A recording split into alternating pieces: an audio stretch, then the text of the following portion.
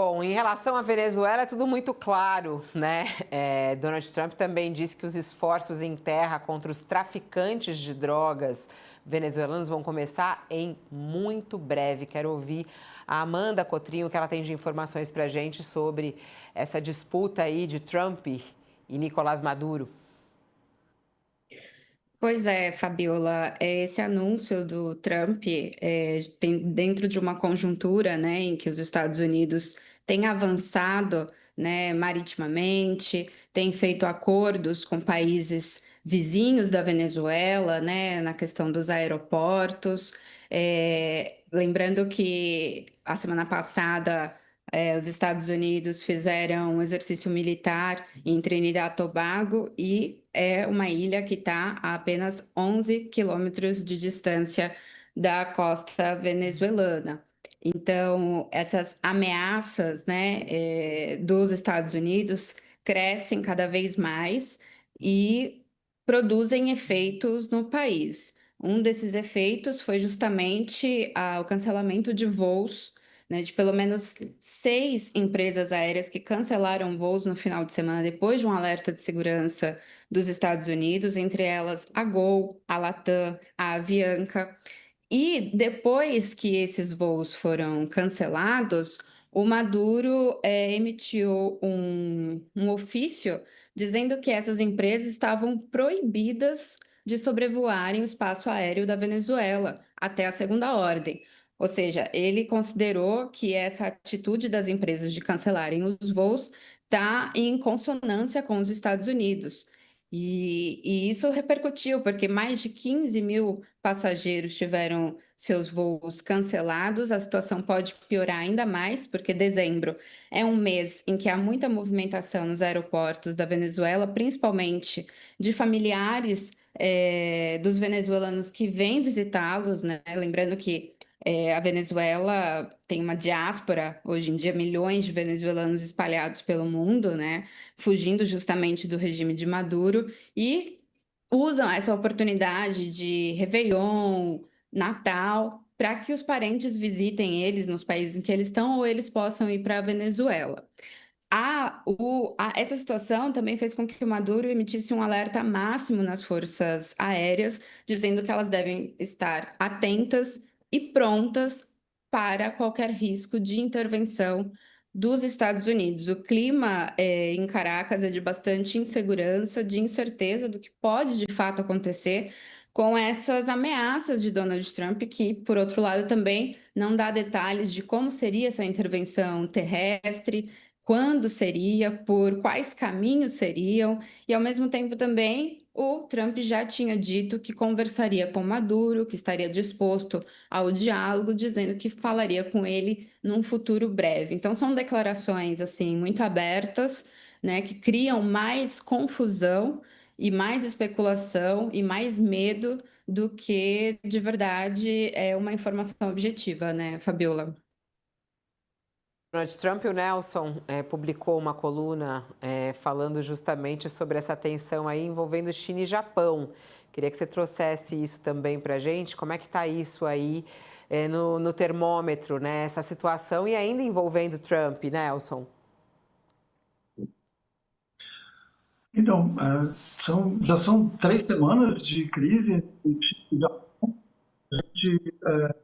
Enfim, 3 semanas atrás, a nova primeira-ministra do Japão fez uma declaração no parlamento japonês dizendo que, enfim, uma situação em Taiwan que militar poderia colocar em risco a sobrevivência do Japão, o que, enfim, foi uma maneira de dizer que permitiria ao Japão entrar militarmente em confronto com a China.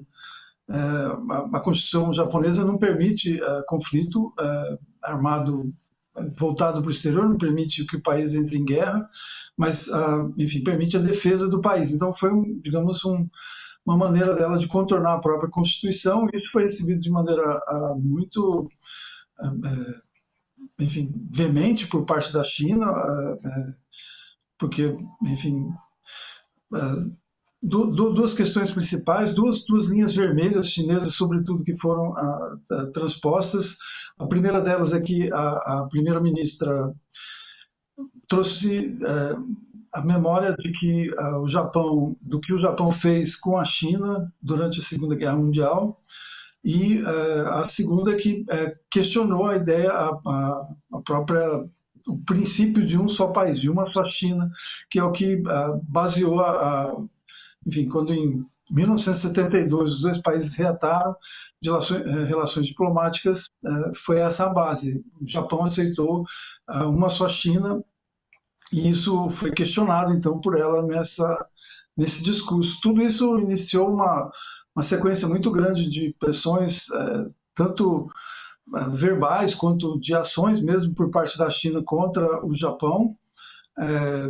Enfim, culminando nesta semana com uma conversa que houve entre o Trump e o Xi Jinping, em que o Xi foi muito insistente com relação à questão de Taiwan e com relação à questão de que, na visão da China, Taiwan e China serem um só país é parte do legado da Segunda Guerra Mundial, parte do resultado da vitória na Segunda Guerra Mundial contra o Japão, assim como, por exemplo, a união das duas Alemanhas foi um resultado necessário no pós-guerra, posteriormente.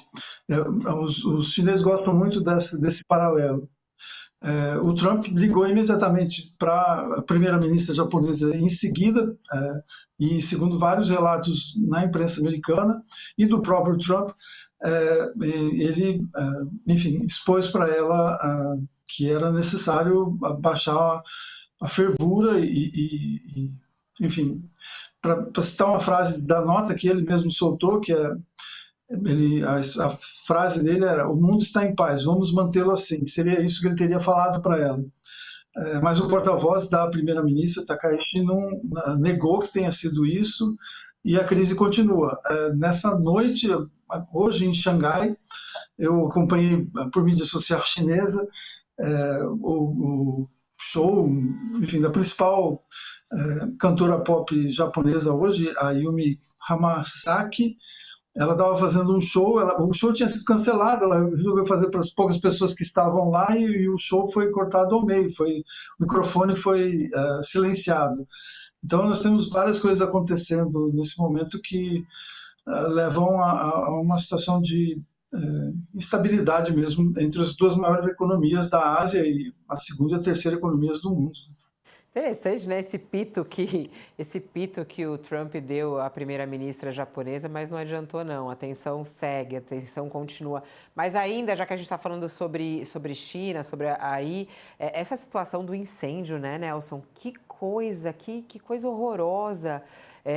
O que está acontecendo? Ainda muito... Sem as notícias exatamente do que causou tudo isso, e as autoridades de Hong Kong anunciaram que prenderam 8 pessoas envolvidas nesse incêndio de grandes proporções e que atingiu um complexo enorme de apartamentos. Isso foi na quarta-feira. As imagens são muito impressionantes desse incêndio. 128 pessoas mortas, 200 pessoas continuam desaparecidas. As prisões foram feitas depois da descoberta de materiais inflamáveis deixados durante os trabalhos de manutenção na fachada do prédio. E eles seguem investigando essa questão do incêndio e até mesmo tentando revelar, né, que os alarmes, né, tem umas últimas informações que estão na nossa página falando que os alarmes de incêndio não funcionaram. Isso pelo menos é o que diz o governo, as informações preliminares, mas é algo que eu imagino que está dominando o noticiário por aí, não? Sim, é uma consternação geral, tem muito, pelo que, enfim, pelo número de mortes que pode chegar a mais. E, enfim, isso que você falou ainda está em questão, mas o que se questiona basicamente é o uso de material inflamável na reforma que incluiria isopor, as redes com material inflamável, aquelas redes que usam em reformas. Então, enfim, é algo que está... as prisões, acredito eu, ainda são anteriores à investigação em si, então nós não sabemos direito o que vai ser, mas há uma preocupação muito grande e que já chegou a Pequim mesmo. Enfim, foi a manchete do Diário do Povo, que é o principal jornal do Partido Comunista aqui, e há uma tensão muito grande sobre não só as empresas envolvidas na reforma e enfim, na administração do imóvel, mas do próprio governo de Hong Kong. Enfim, até que ponto, enfim, não haveria também alguma responsabilidade por parte do Estado em Hong Kong por uma tragédia que é realmente maior em 70, 80 anos. Há um choque muito grande aqui, a consternação é geral mesmo.